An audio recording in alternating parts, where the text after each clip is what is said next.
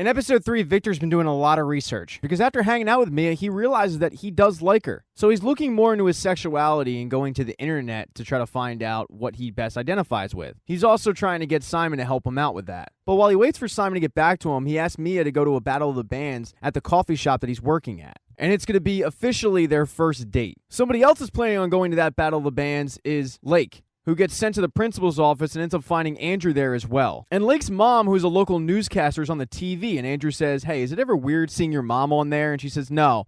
What's weird is when people come up and want her to do her catchphrase, 'Stay peachy, Atlanta.'" The conversation then goes to the battle of the bands, and Lake tells him how she was supposed to go with Mia, but now that she's going on a date with Simon, she's kind of by herself. And Andrew scoffs at that, not understanding what anyone sees in Victor, and Lake lays it out. He smells good, he's got great skin, he's good looking, he's nice to animals. And Andrew, who obviously has a thing for Mia and kind of feels a little intimidated, has devised a plan to kind of keep tabs on Mia. So he proposes a double date with him and Lake and Mia and Victor at the Battle of the Bands. And Lake is thrilled about this because she has such a big crush on Andrew that she immediately says, yeah, absolutely. But nobody bothered telling Felix about this. And he's planning on submitting in the Battle of the Bands to gain the heart of Lake. Only problem is, Felix doesn't play an instrument. He's going as a DJ. He just needs to come up with an identity like deadmau5 or some other DJ that hides behind a costume, but he figures that's the way into her heart. After school, Victor heads to his new job at the coffee shop, and as they're cleaning up that night, Benji tells him he did a good job, and then they start bonding over music. And Victor's obsession with Call Me Maybe. And don't lie, you know the words and you sing it every time it comes on. And that's kind of what happens with Victor and Benji. They start dancing to it until Victor gets a text message from Mia. And Benji asks Victor what's the deal with their relationship, and Victor says, she's cool, we're going out tomorrow to hang, and Benji says, well, you should bring her here to the Battle of the Bands. My band is playing. But Victor realized that he wants the next night to be about him and Mia, and he's not going to be able to really focus on Mia if that hottie known as Benji is there. So he tells Benji, thanks, I think we're doing something else. So instead of going to the Battle of the Bands, he takes Mia to an art gallery because she's a huge art enthusiast. And while it's a really sweet gesture, the gallery has some kind of weird objects in it. And when Victor and Mia blew off the Battle of the Bands, it unknowingly had an effect on Lake and Andrew, because Andrew had no idea about this, and he was really banking on Mia being there. So when Lake shows up, she thinks it's no big deal because Andrew invited her. But it's kind of clear by his body language that he is upset about the fact that Mia won't be there, although he does play it off, and he starts making some bad jokes that Lake laughs at,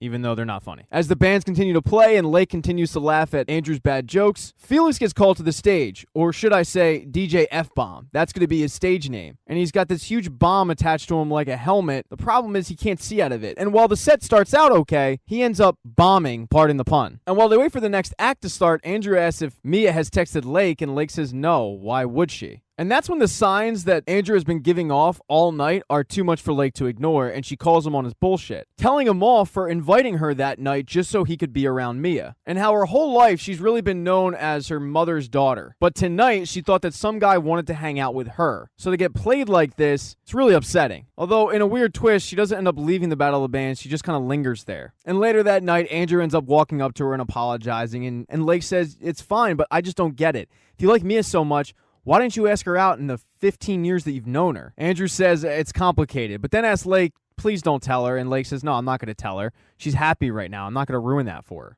So while her date isn't going well, Victor and Mia at the Uncomfortable Art Gallery show, that date is going well. And Mia reveals to Victor that while she, is kind of the eye of every guy in school, this is the first date she's actually been asked on. The two end up kissing, and Mia asks if the two can head off to the Battle of the Bands, and Victor says sure. And on the way, he messages Simon telling him about the first kiss and how he even got butterflies. Simon ends up messaging him back saying that kissing's great, but for him, it's not just butterflies. It feels like he gets hit by a wave or fighter jets going over the Super Bowl. Right before Mia and Victor head on in there, Felix walked up to Lake and apologized for her having to see the DJ act, and then realizes that Lake had no idea that it was him.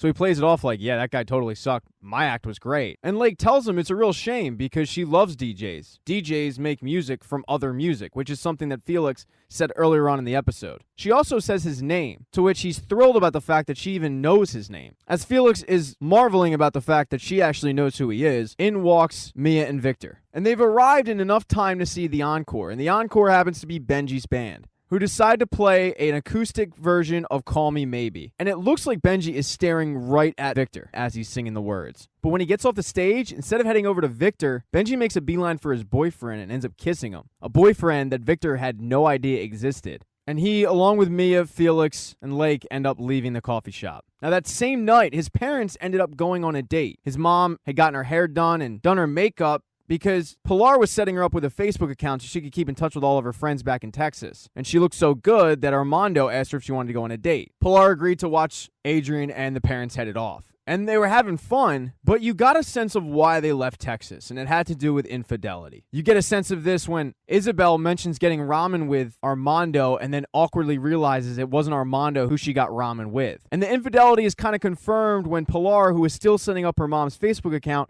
gets a random friend request from a guy who Pilar accepted, and the guy immediately messaged her saying, "I'm shocked that you accepted this, but I really miss you." And while it seems like Armando may have forgiven his wife, Pilar gives her mom a whole lot of attitude when she comes home saying, "Well, I didn't finish up setting your account. There was a whole lot of problems," and walks off. Thank you for watching this recap. If you do not see the next one up in the corner right there on the end screen, don't worry, it'll be up shortly. Please consider following the channel. That'd be cool. If you liked the video, give it a thumbs up. And if you don't, there's a thumbs down button for a reason.